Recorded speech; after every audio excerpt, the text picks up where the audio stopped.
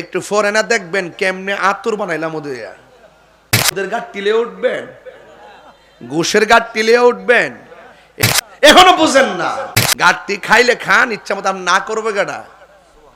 গাঞ্জা খাবেন, আপনার বাপের টাতে খাবেন, আমার বাপের কিতে হয়েছে জবর টেয়া পড়েছে, আপনার আমি ফিরে আনতাম ভালো হয়েছে।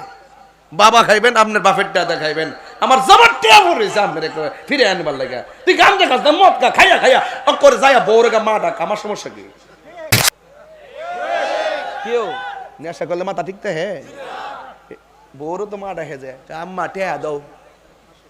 কারণ নেশাখোর এদের কোনো ধর্ম আছে? এরা কি বাস বিচার বুঝে?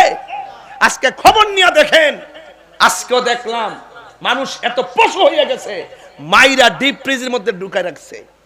আর গত পরশুদিন দেখলাম নিজের আপন মায়েরে মাইরা ঘরের ভিতরে গাটা কইরা ফেলে রাখছে।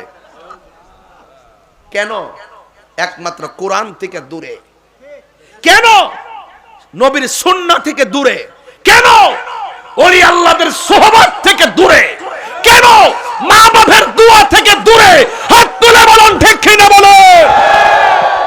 কেন বুঝেন না? এখনো বুঝেন না।